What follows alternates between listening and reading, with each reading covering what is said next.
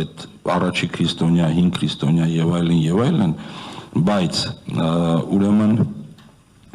վրացիների մոտ այդ ինքնության մարմնավորումը, հիմքը դա պետությունն է, հայերի մոտ մշակույթը, Մեսրոպ Մաշտոց, առաջի քրիստոնեություն,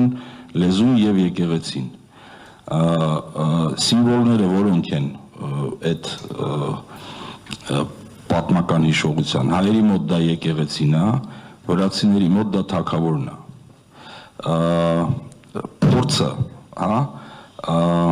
ուրեմն մենք փորձում ենք այդ բառը ես չեմ կարող հայերեն գտնեմ վժիվանիե, մենք պետք է ինչ-որ ձևով, в общем, գոյատևում այնքան էլ հաջող չի, в общем, պետք է տակից դուրս գանք վրացիների մոտ ուժ ու անկում, ուժ ունենանք, որ անկում չապրենք։ Հիմա ինքնությունը մեր մոտ պահպանելն է, վրացիների մոտ ուրեմն հայերի մոտ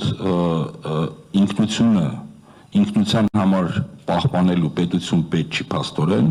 վրացիների համար դա կենտրոնական տարրն է ինքնության պաշտպանելու պետությունը։ Ուրեմն որտեղ ապրում այդ ինքնությունը, հայերի մոտ դա մշակույթն է, եկեղեցին ու то есть այն տունը, որտեղ այդ ինքնությունը ապրում է,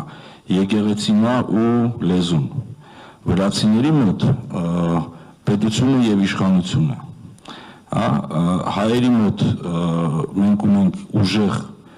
մշակութային ինքնություն, վրացիների մոտ կա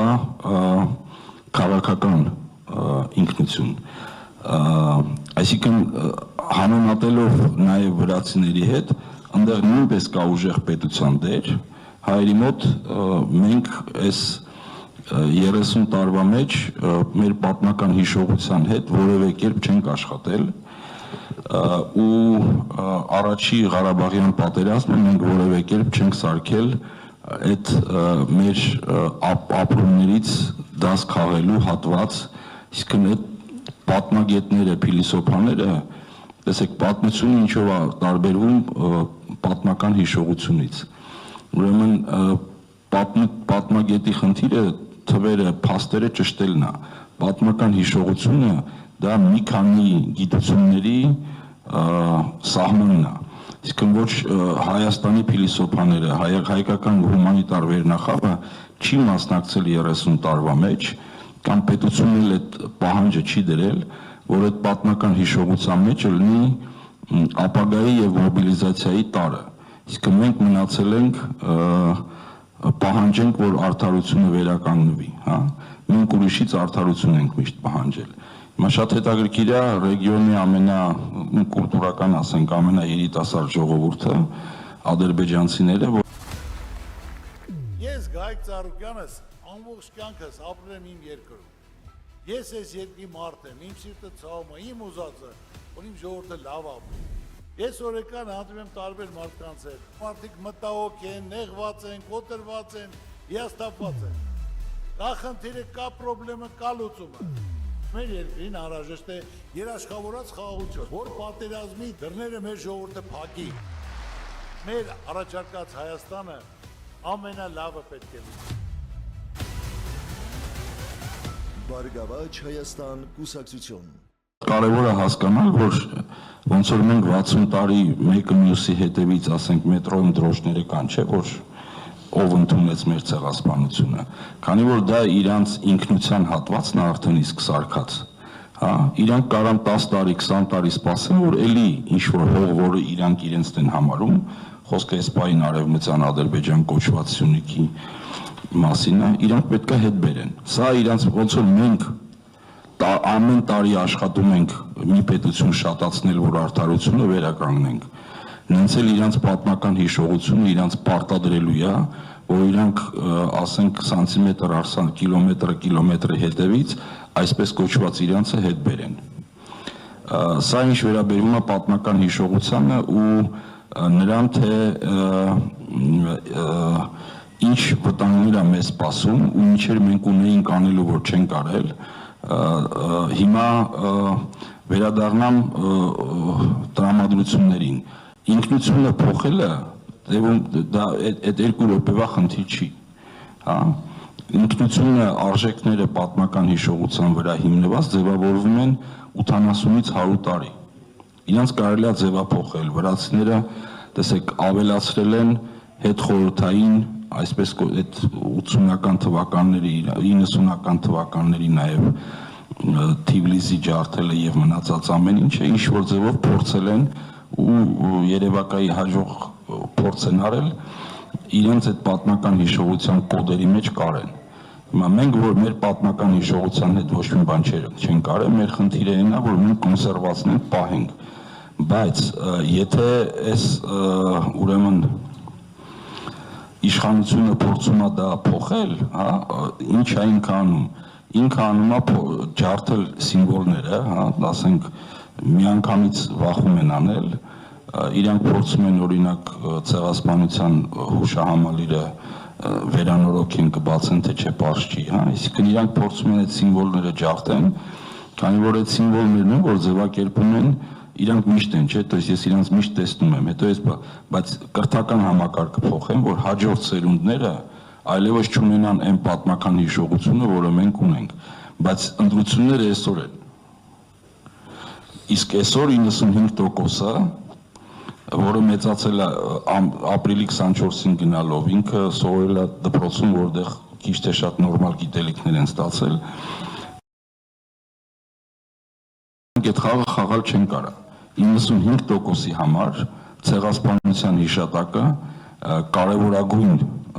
էլեմենտն է իրանց ինքնության եւ այդ ինքնությունը հիշացնի մշակութային ինքնությունը, որը որ տրանսազգային է, թե սփյուռքում, թե ստեղ, հա, ինքը նույնն է։ Այդ տրանսազգային ինքնությունը դրա տեղը ապրելու տունը դա լեզուն է ու եկեղեցին։ Նենց որ եկեղեցականներին մեր ուրեմն բարձրաստիճան կանան ինչ որ փորձեն վարկաբեկեն, ինչ որ մարդկանց մոտ դա հաջող կլինի կամ ոչ, բայց եկեղեցուն կպնելը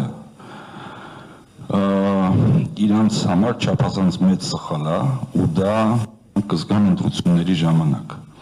Հիմա ինչ վերաբերվում է ավելի կոնկրետ այսօր վաղը ոնց է փոխվում տրամնախ, տեսեք հասարակական տրամադրությունները իսկապես ձևավորվում են ոչ թե մի օրում կամ նախընտրական հատվածի ընթացքում, այլ իրանք ձևավորվում են շատ ավելի շուտ։ Այն կառուցվածքը հասարակական տրամադրությունների կարծիքի, որը որ մենք ունենք, ինքը ձևավորվել է մոտ 1.5-2 տարի։ Այդ կառուցվածքը ինքը փոխել հնարավոր չի։ Ինչ է հնարավոր անել, հա, ինչ որ մարդիկ կարան որոշում ընդունեն գնան ընտրությունների, ինչ որ մարդիկ կարան մնան տունը։ Հիմա այս ակտիվությունը, որը որ փոթորիկի պես արդեն գալիս է, դա կարաբերի նրան, որ ընտրական ակտիվությունը շատ բարձր է։ Հիմա իրանց միակ, չգիտեմ ինչքանով է այսօրվա քննարկում, բայց իրենց կարևորագույն խնդիրը նա է, որ այդ ընտրական ակտիվությունը լինի ցածր։ Բայց դեռ իրանք ունեն ոնց է լավուշկա, հա, իրանք ծուղակի մեջ են ընկնում, ինչի։ Դրա համար որ ցանկացած գործողություն, որը որ գործող վարչապետը բավական դյուրագրգիռ ձևով անում է, դա բարձրացնում է քաղաքականության մասին հետաքրքրությունը։ Ուրեմն մարդը որ տունը քնած է ու չի ուզում հեռուստացույց նայի, այդ ամեն ինչին ինչ որ ձևով արձագանք է տալիս ու դա ինքնըստինքյան բարձրացնում է քաղաքական ակտիվությունը։ Դեպապես տեսեք, որ շատ ավելի կարճ ձևակերպեմ, իրենք ասում են Էջմիածնից ընդդիմությունը խոսում է Գյումրիից, ճիշտ է, բայց կարևորագույն խնդիրը, որը իրանք լուծեցին, դաս քաղեցին Գյումրիից ու Էջմիածնում ինչ որ հաջողություն գրանցեցին, բացի նրանից, որ գյուղը կպցնելն էր քաղաքին, նա էր, որ ինքը Էջմիածնի ընտրություններին չի մասնակցել։ Համապետական ընտրություններում ինքը չի կարա չմասնակցի։ Իր մասնակցությունը Գյումրիում բերեց ակտիվության բարձրացման, ընտրությունների զգալի հատվածը լինելու է ոչ թե անգամ կողմ ընդդիմությանը, այլ դեմ գործող վարչապետին, անգամ ոչ թե ԿՊ-ին, այլ գործող վարչապետին։ Դրա համար այդ փոսերը եւ մնացած ամեն ինչը իրենք մի կողմից աղմուկ են, բայց այդ աղմուկը եթե շատ աշատանում, հա, ընտրական ակտիվությունը շատանում է։ Հիմա ամենաշատ աղմուկ բարձրացնողը գործող իշխանությունն է, այսինքն վարչապետը։ Նույնիսկ որ ինչ որ ցուցիչներ կան, որ ես կարամ ասեմ, որ այս պահին ավելի շատ Գյումրի հոտ եմ առնում, քան թե Էջմիածնի ընտրական ակտիվության տեսակետից։ Շնորհակալություն պարոն Պարոնյան, հետաքրքիր թվեր ասացիք, խոսքը վերաբերում էր 90% մեր հայրենակիցների մասին, ովքեր 95% ներողություն, ովքեր պատմական հիշողությունից չեն հրաժարվում, խոսքը վերաբերում քիչ Արարատի հետ կապված մոտեցմանը եւ նաեւ կարեւոր արձանագրում արեցիք, որ պատմական հիշողությունը ջնջելու